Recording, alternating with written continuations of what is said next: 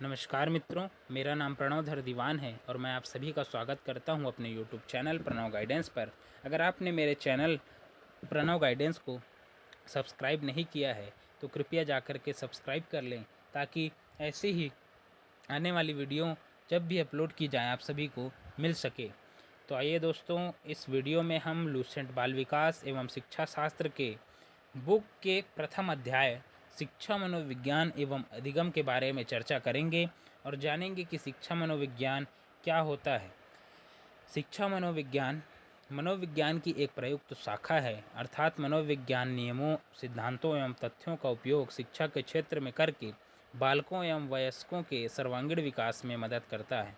अर्थात दोस्तों, शिक्षा मनोविज्ञान के अंतर्गत जो भी विशिष्ट नियम होते हैं, सिद्धांत होते हैं, तथ्य होते हैं, उन सभी का प्रयोग किया जाता है ताकि बच्चे का सर्वांगीण विकास किया जा सके। और इस शिक्षा मनोविज्ञान को लेकर विभिन्न मनोवैज्ञानिकों ने अपनी अपनी परिभाषा दी है, जिसमें स्किनर ने कहा है कि शिक्षा मनोविज्ञान की वह शाखा है जो सीखने और सिखाने की प्रक्रिया का अध्ययन करती है। यह स्किनर के अनुसार है दोस्तों। और जेम्स डीवर के अनुसार शिक्षा मनोविज्ञान प्रयुक्त मनोविज्ञान की एक ऐसी शाखा है जो शिक्षा में मनोवैज्ञानिक नियमों एवं परिणामों के उपयोग से तथा साथ ही साथ शिक्षा की समस्याओं के मनोवैज्ञानिक अध्ययन से संबंधित होती है। ये जेम्स डीवर के अनुसार है दोस्तों। सेंट्रोक के अनुसार शिक्षा मनोविज्ञान की ऐसी शाखा है जो शैक्षिक परिस्थितियों में शिक्षण एवं अधिगम के बोध में विभिन्नता दिखलाता है। तो इन मनोवैज्ञानिकों ने अपने अपने तर्क दिए हैं शिक्षा मनोविज्ञान को लेकर।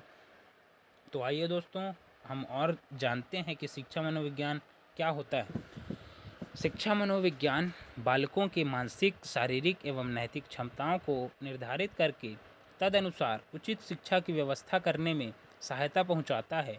साथ ही बालकों के मानसिक, शारीरिक एवं नैतिक समस्याओं का समाधान करने में मनोवैज्ञानिक नियमों एवं सिद्धांतों का खुलकर प्रयोग करता है। अर्थात दोस्तों, शिक्षा मनोविज्ञान के अंतर्गत बच्चे के सभी पक्ष, चाहे वह शारीरिक हो, मानसिक हो, नैतिक हो, हर पक्ष का ध्यान रखा जाता है और उसकी क्षमता के अनुरूप, बच्चे की क्षमता के अनुरूप मनोविज्ञान जो है एक उचित शिक्षा व्यवस्था करता है ताकि बच्चे का सर्वांगीण विकास किया जा सके। शिक्षा मनोविज्ञान बालकों की विभिन्न क्षमताओं का सिर्फ मापन ही नहीं करता, बल्कि उनके समुचित विकास एवं अनुकूल शिक्षा के लिए एक तरह का परामर्श भी देता है। बालकों की क्षमता के अनुकूल किस प्रकार की शिक्षा उनके लिए उपयोगी होगी, इसका भी निर्धारण शिक्षा मनोविज्ञान ही करता है। अर्थात दोस्तों, शिक्षा मनोविज्ञान बच्चे का सिर्फ मापन ही नहीं करता, बल्कि यह उनके समग्र विकास के लिए अग्रसर होता है ताकि उन्हें एक अनुकूल वातावरण, अनुकूल शिक्षा दी जा सके, ताकि उनका समग्र विकास हो सके, सर्वांगीण विकास किया जा सके। आइए दोस्तों, आगे बढ़ते हैं। शिक्षा मनोविज्ञान के उद्देश्य। शिक्षा मनोविज्ञान का एक प्रमुख उद्देश्य शिक्षकों को शिक्षा संबंधी आवश्यक मनोवैज्ञानिक तथ्यों से अवगत कराकर उनके कार्यों में सहायता प्रदान करना है, जिससे वे शिक्षार्थियों को विकास के पथ पर निर्देशित कर सकें। अर्थात दोस्तों, शिक्षा मनोविज्ञान का एक महत्वपूर्ण उद्देश्य है कि शिक्षकों की मदद की जा सके कि वे किस प्रकार बच्चों के मनोवैज्ञानिक तरीकों को समझ सकें कि वे क्या सोचते हैं, उनकी क्या समस्याएं हैं, तदनुरूप उनके लिए वह समुचित शिक्षा व्यवस्था कर सके। यह इसका प्रमुख उद्देश्य है। पहला है शिक्षकों की सहायता करना। जैसे कि मैंने कहा है दोस्तों कि शिक्षकों की सहायता करना इसका प्रमुख उद्देश्य है, ताकि वह बच्चे के समुचित विकास के लिए उनकी समस्याओं का अध्ययन करें और उनके लिए एक अच्छी उचित शिक्षा की व्यवस्था कर सकें, ताकि उनका डायग्नोसिस करने के साथ साथ उनका रेमेडियल टीचिंग भी किया जा सके। आइए दोस्तों, आगे देखते हैं। शिक्षा मनोविज्ञान शिक्षकों को विद्यार्थियों के व्यवहारों में समुचित परिवर्तन के लिए एक वातावरण तैयार करने में मदद करता है। शिक्षा मनोविज्ञान शिक्षार्थियों के व्यवहार को सहानुभूतिपूर्वक, समझने में मदद करता है। शिक्षार्थियों की कमजोरियों तथा असफलताओं को समझने तथा उनके उपचार संबंधी सिफारिशें करने में शिक्षकों को शिक्षा मनोविज्ञान काफ़ी मदद करता है। शिक्षा मनोविज्ञान द्वारा शिक्षक उन सामग्रियों को सही सही ढंग से संगठित कर पाते हैं जिनको उन्हें शिक्षार्थियों को देना होता है। शिक्षकों को अपनी सही भूमिका निभाने में शिक्षा मनोविज्ञान विशेष रूप से मदद करता है। बालकों के बीच वैयक्तिक विभिन्नता को ध्यान में रखकर निर्देशन कार्यक्रम बनाने में शिक्षा मनोविज्ञान शिक्षकों की काफ़ी मदद करता है। इसके मनोविज्ञान के द्वारा शिक्षक अपनी सीमाओं को खुलकर समझ पाते हैं तथा उनके निदान संबंधी कदम उठाने को तत्पर हो जाते हैं।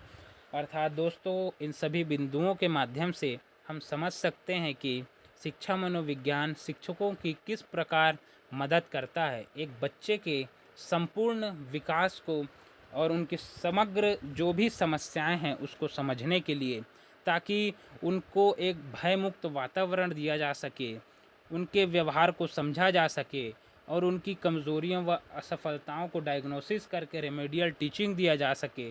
उनके लिए उचित सामग्री का भी संगठन किया जा सके जो उनके लिए शिक्षा के क्षेत्र में बहुत ज़रूरी हैं।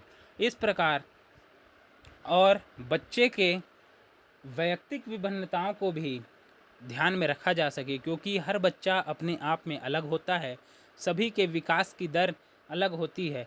कोई बच्चा किसी क्षमता को पहले ही विकसित कर लेता है, लेकिन किसी बच्चे में वह क्षमता बाद में जाकर विकसित होती है।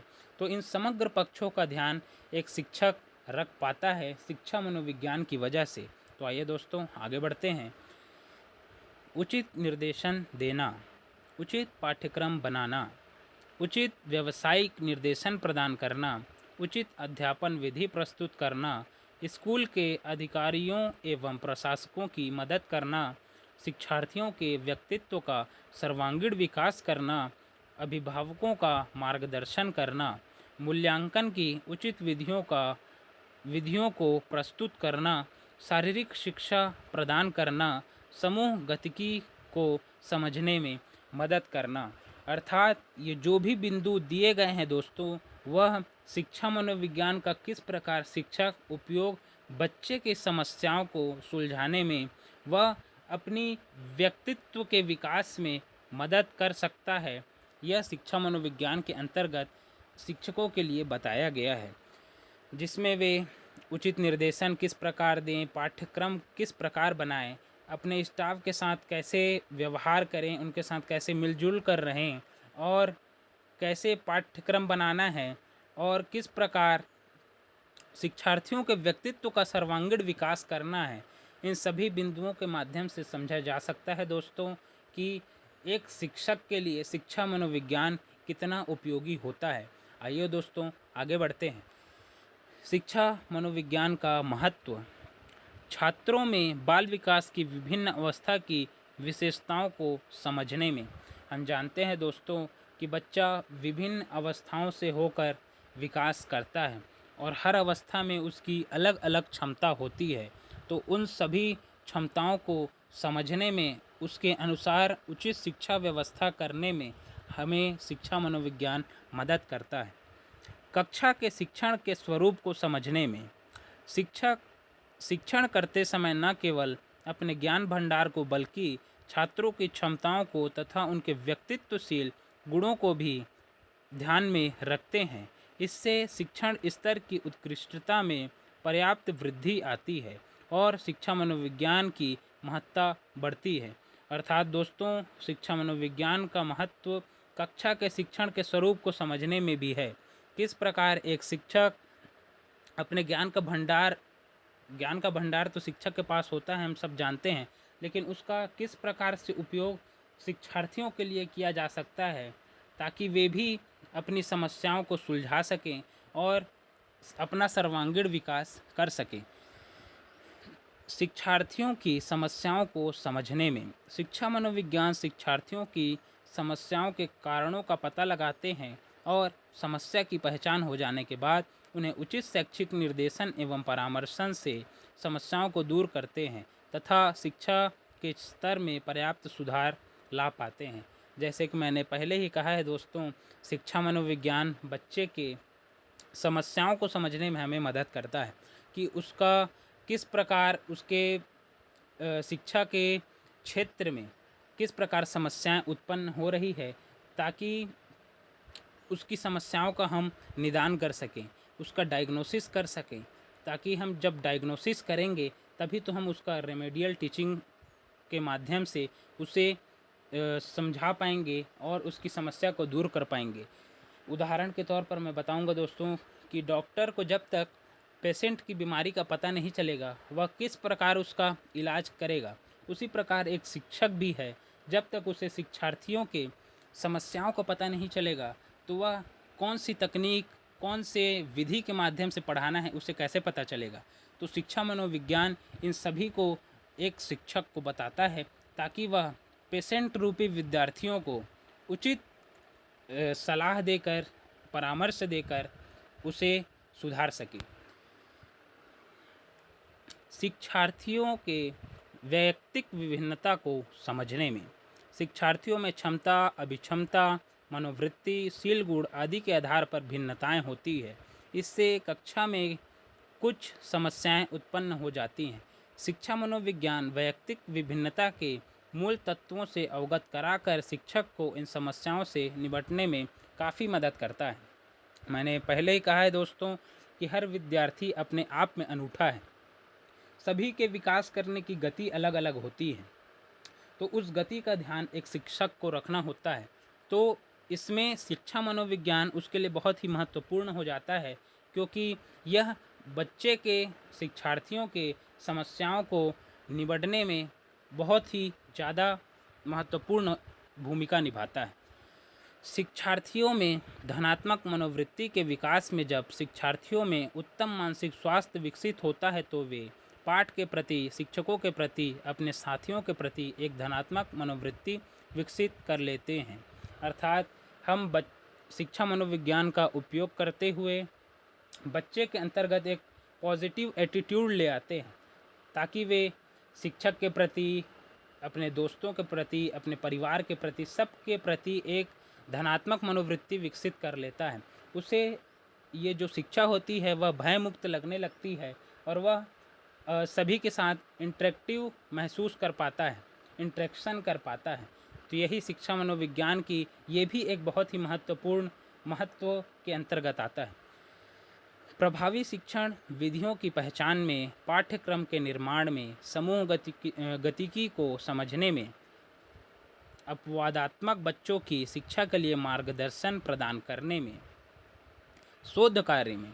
शोध का परिणाम है कि नए नए शिक्षण विधियाँ, नए नए शिक्षण उपकरण, श्रव्य दृष्टि सहायता आदि का प्रयोग कक्षा में पठन पाठन में किया जा सकता है। तो इन बिंदुओं के माध्यम से हम समझ सकते हैं दोस्तों कि किस प्रकार शिक्षा मनोविज्ञान एक शिक्षक और शिक्षार्थी के लिए महत्वपूर्ण भूमिका निभाता है। तो आइए दोस्तों, इसी के साथ शिक्षा मनोविज्ञान के चैप्टर से रिलेटेड परीक्षा उपयोगी तथ्य हैं उनके बारे में भी हम जानकारी प्राप्त करते हैं। शिक्षा व्यक्तिकरण एवं समाजीकरण की वह प्रक्रिया है जिसमें शिक्षार्थी के सर्वांगीण विकास पर बल डाला जाता है। शिक्षा मनोविज्ञान की एक प्रयुक्त शाखा है जो सीखने सिखाने की प्रक्रिया का अध्ययन करती है। शिक्षा मनोविज्ञान शिक्षा में मनोवैज्ञानिक नियमों एवं परिणामों का उपयोग कर शिक्षा की समस्या का समाधान करने की कोशिश करता है। ये जो हमने पढ़ा है दोस्तों, उसका सार रूपी इसमें दिया गया है कि क्या क्या सार हैं जो हमने पहले ऊपर में पढ़ा है। आधुनिक शिक्षा मनोविज्ञान के इतिहास में L Thorndike, Edward D Thorndike इनका नाम है दोस्तों, और जेम कैटल के नाम विशेष रूप से उल्लेखनीय हैं। ये महत्वपूर्ण हो जाता है दोस्तों परीक्षा की दृष्टि से।